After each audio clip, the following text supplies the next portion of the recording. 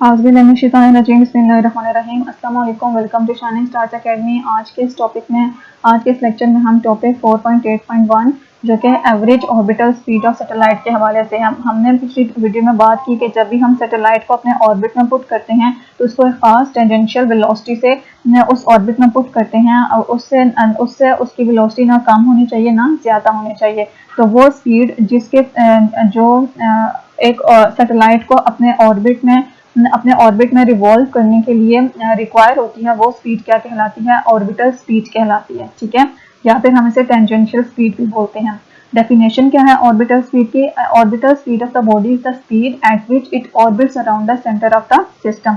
अर्थ की सिस्टम, हमारे पास अर्थ भी हो सकता है या कोई भी दूसरा प्लेनेट हो सकता है जिसके अराउंड जो बॉडी है वो क्या कर रही है? रिवॉल्व कर रही है अपने ऑर्बिट्स में, और जिस स्पीड के साथ अपने ऑर्बिट में रिवॉल्व करेगी वो उसकी क्या कहलाती है? ऑर्बिटल स्पीड कहलाती है। ठीक है, तो स्पीड का फार्मूला क्या होता है? Distance divided by time. ठीक है, स्पीड का फार्मूला क्या होता है? Distance divided by time. अब हमें पता है कि जब हम बॉडी को अर्थ के अराउंड ऑर्बिट में पुट करेंगे तो वो कौन सा पाथ फॉलो करेगी? सर्कुलर पाथ फॉलो करेगी। ठीक है, इट मीन्स के वो जो अर्थ के अराउंड एक डिस्टेंस अपना जो एक राउंड है जब वो कंप्लीट करेगी तो इट मीन्स कि उसने इतना डिस्टेंस कवर किया है। तो एक राउंड में जो डिस्टेंस वो कवर करेगी वो equal to the circumference of the circle होगा, और सर्कमफ्रेंस ऑफ द सर्कल का फार्मूला क्या होता है? 2πr। तो डिस्टेंस हमारे पास क्या हो जाएगा? 2πr। ठीक है, डिस्टेंस का फार्मूला क्या हो जाएगा? 2πr। अब हम जो टाइम हम देखेंगे कि टाइम हमारे पास कैसे आता है। डिस्टेंस हमारे पास आ गया 2πr, और वो टाइम जो एक ऑब्जेक्ट अपने ऑर्बिट में रिवॉल्व करने के लिए वन रेवोल्यूशन कंप्लीट करने के लिए उसे रिक्वायर होता है, वो टाइम उसका क्या कहलाता है? ऑर्बिटल पीरियड कहलाता है।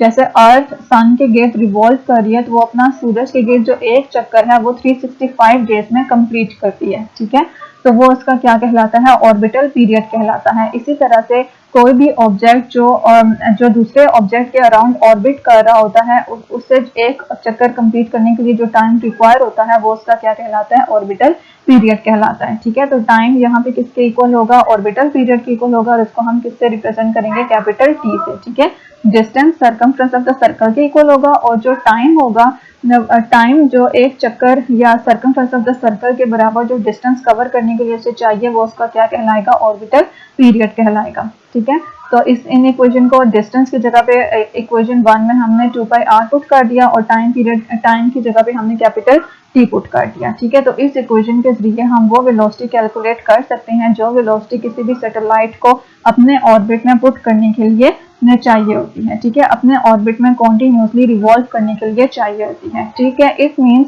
That for a particular distance. अब यहाँ पे जो ऑर्बिटल वेलोसिटी है वो उसका डायरेक्ट रिलेशन किसके साथ बन रहा है? रेडियस से बन रहा है, मीन्स के डिस्टेंस से बन रहा है। ठीक है, तो जब भी हम ऑर्बिट को किसी भी सैटेलाइट को पुट करते हैं अर्थ के around at a particular distance, तो एक पर्टिकुलर डिस्टेंस पे जो उसकी एवरेज ऑर्बिटल स्पीड है वो भी क्या होती है? फिक्स होती है, और वो साइज ऑफ द सैटेलाइट पे डिपेंड नहीं करती, वो जस्ट किस पे डिपेंड करती है?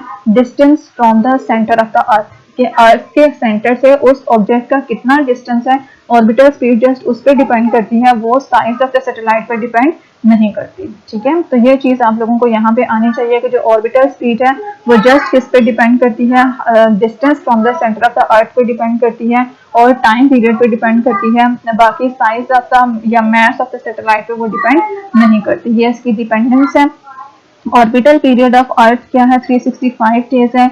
जितना ये डिस्टेंस ग्रेटर होगा प्लैनेट का from the centre of the earth, the larger it's orbital speed. ठीक है, जितनी वो अर्थ से दूर ऑर्बिट में पुट की जाएगी उतनी ही उसकी जो ऑर्बिटल स्पीड होगी वो ग्रेटर होगी। ठीक है, जैसे नेपच्यून है सोलर सिस्टम में, सूरज के गिर्द जो नेपच्यून प्लैनेट रिवॉल्व कर रहा है वो उसका सन से बहुत ज्यादा डिस्टेंस है, इतना ज्यादा डिस्टेंस है कि उसको सूरज के गिर्द अपना एक चक्कर मुकम्मल करने में 165 ईयर्स लग जाते हैं। ठीक है, तो जितना distance centre of the system से ज्यादा होगा इतनी उसकी ऑर्बिटल स्पीड ग्रेटर होगी। तो ऑर्बिटल स्पीड जस्ट किस पे डिपेंड करती है? Distance from the centre of the system पे डिपेंड करती है, मैस पे डिपेंड नहीं करती है, साइज पे depend size of the satellite पर डिपेंड नहीं करती। ठीक है, तो this was all about average orbital speed of satellite and this is the formula how can we calculate the average orbital speed of the satellite to put it into orbit around the earth। ठीक है, तो इसी तरह इस topic से related यही question आता है। उम्मीद करती हूँ वीडियो आप लोगों के लिए हेल्पफुल होगी। अगर हेल्पफुल है तो please like share and subscribe जरूर कीजिएगा। दुआ में याद रखिएगा।